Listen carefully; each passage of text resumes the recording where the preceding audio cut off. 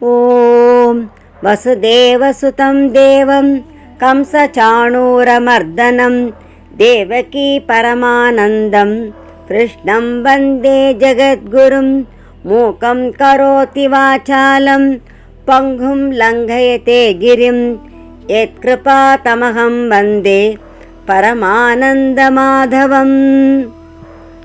22, 23, 24 ஆகிய 3 ஸ்லோகங்களிலும் கர்மங்களை அறவே துறப்பதால் உண்டாகும் விளைவுகளை சுட்டிக்காட்டி தம்மையே ஓர் உதாரணமாக காட்டி உயர்ந்தோர் உலகத்திற்கு வழிகாட்டுவதற்காக தமக்கு விதிக்கப்பட்ட கர்மங்களை செய்ய வேண்டும் என்பதை கூறி வினையாற்றுதலில் விவேகிகளுக்கும் மற்றவர்களுக்கும் உள்ள வேறுபாட்டை 25வது ஸ்லோகத்தில் சத்யசீலன் சாற்றுகின்றார். சக்தா கர்மண்ய வித்வாம்சஹ யதா குர்வந்தி பாரத குர்யாத் வித்வாம்ஸ்ததா சக்தஹ சிகீர்ஷுர் லோக சங்கிரகம்.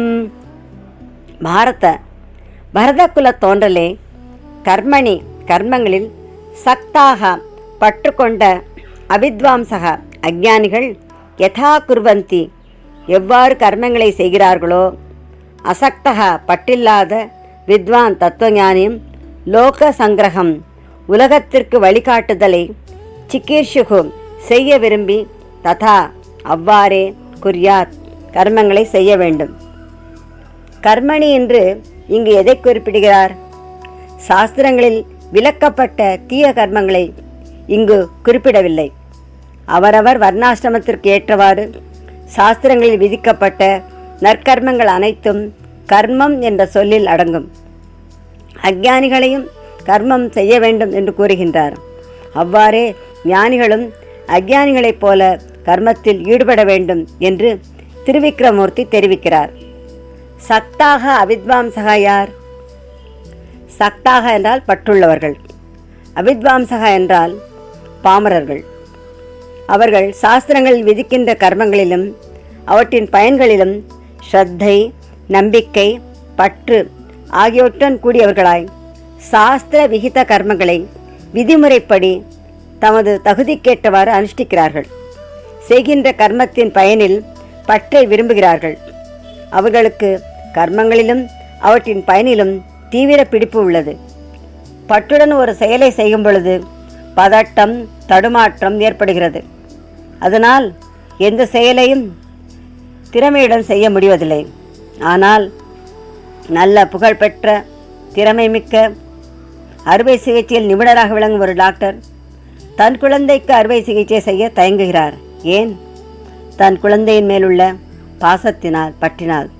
எனவே பற்றை விட்டு கர்மங்களை முழு கவனத்துடன் நிறைவாக செய்ய முடியும்.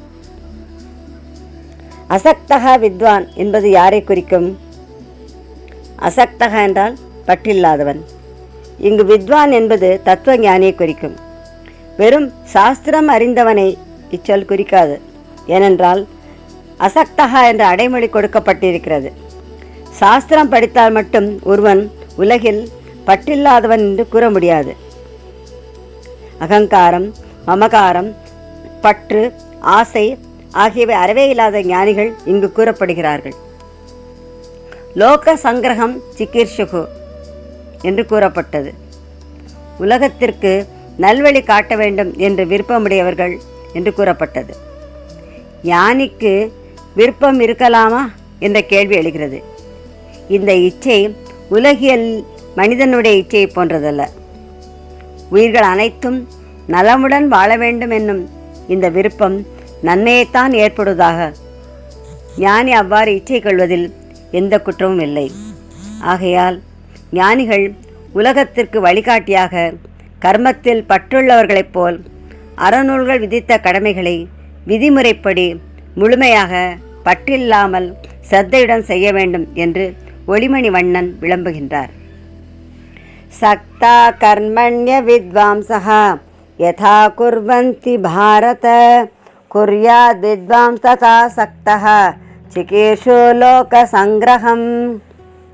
ஞானி எதை செய்ய வேண்டும், எதை செய்யக்கூடாது என்பதை 26வது ஸ்லோகத்தில் பவள செவ்வாயான் பகருகின்றார். ந புத்திபேதம் ஜனயேத் அஜ்ஞானாம் கர்மசங்கினாம் ஜோஷயேத் சர்வகர்மாணி வித்வான் யுக்த சமாச்சரன். யுக்தகா வித்வான், பரமாத்மா சொரூபத்தில் நிலைத்து நிற்கின்ற ஞானி, கர்மசங்கினாம், சாஸ்திரங்களில் விதிக்கப்பட்ட கர்மங்களை பற்றோடு செய்யும் அஜ்ஞானம், அஜ்ஞானிகளின் புத்தி பேதம், புத்தியின் குழப்பத்தை, அதாவது கர்மங்களை ஆற்றுவதில் ஸ்ரத்தையின்மையை ந ஜனயேத், உண்டாக்கக்கூடாது. சர்வ கர்மாணி, சாஸ்திரங்களில் விதிக்கப்பட்ட கர்மங்களை சமாச்சரன், செவ்வனை ஆற்றி, ஜோஷயேத், அவர்களையும் செய்ய வேண்டும். ந புத்தி பேதம் ஜனயேத் அஜ்ஞானம் கர்மசங்கினாம் என்று கூறப்பட்டது. சாஸ்திரங்களில் விதிக்கப்பட்ட கர்மங்களில் பற்றோடு ஈடுபடும் அஜ்ஞானிகளின் புத்தியில் தடுமாற்றத்தை ஏற்படுத்தக்கூடாது.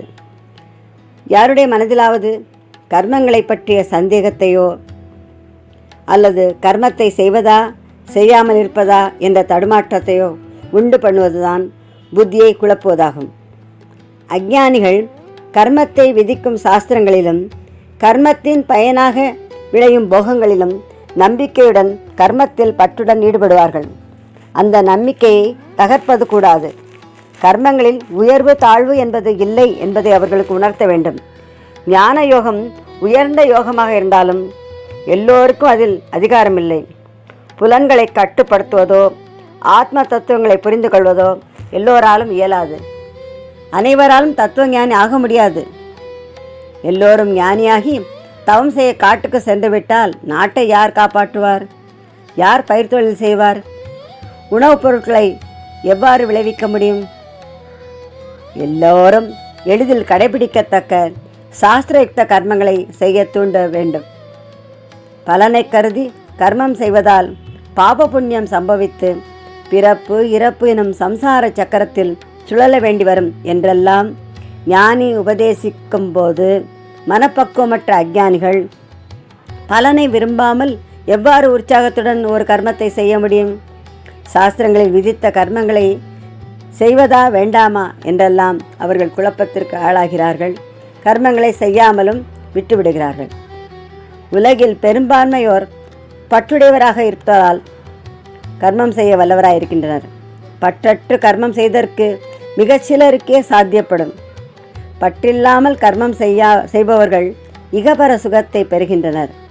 எல்லோரும் இகபர சுகத்தை பெற வேண்டும் என்ற நல்லெண்ணத்துடன் அனைவருக்கும் நிஷ்காமிய கர்மத்தை உயர்ந்தோர் உபதேசித்தால் அதனால் நன்மையை விட தீமையே விளையும். நிஷ்காமியமாக கர்மத்தை செய்ய இயலாமல் கர்மங்களையே செய்யாமல் விட்டுவிடுவார்கள். இதனால் அவர்கள் மேன்மை அடைவதற்கு பதிலாக வீழ்ச்சி அடைவார்கள். எனவே ஞானி தம்முடைய நடத்தையாலும் உபதேசத்தாலும் அஜ்ஞானிகளின் மனதை தூய்மைப்படுத்தி அவர்களுடைய உள்ளத்திலிருந்து ஆசையையும் பயனில் பற்றையும் அகற்றி முன்பு போல் உற்சாகத்துடனும் ஸ்ரத்தையுடனும் கர்மங்களை ஈடுபடுமாறு செய்ய வேண்டும். வித்வான் சர்வ கர்மாணி ஜோஷயேத் என்று கூறப்பட்டது. ஞானி சாஸ்திரங்களில் விதிக்கப்பட்ட கர்மங்களை செவ்வனே செய்து அனைவரையும் அந்த கர்மங்களில் ஈடுபட செய்ய வேண்டும். சூடி கொடுத்த சுடர்கொடியான ஆண்டாள் நாச்சியார் ஞானத்திலும் வைராக்கியத்திலும் பக்தியிலும் மிக சிறந்து விளங்கியவர். தம்முடைய உயர்ந்த நிலையின்றும் கீழிறங்கி உலகிலுள்ள அனைவரும் உய்ய வேண்டும் என்பதற்காக எல்லோரும் எளிதில் பின்பற்றத்தக்க நோன்புக்குரிய சில கர்மங்களை திருப்பாவையில் உபதேசித்துள்ளார். பார்க்கடலுள் பையத்துகின்ற பரமன் அடி பாடி நாட்காலே நீராடி ஐயமும் பிச்சையும் ஆந்தனையும் கை காட்டி வாழ வேண்டும். நெய்யுண்ணோம் பாலுண்ணோம் மையிட்டெழுதோம் மலரிட்டு யாமுடியோம் செய்யாதன செய்யோம் தீக்குறளை சென்றோதோம் என்றெல்லாம் எதை செய்ய வேண்டும் எதை செய்யக்கூடாது என்பதையெல்லாம் எளிய முறையில் எடுத்துரைத்துள்ளார்.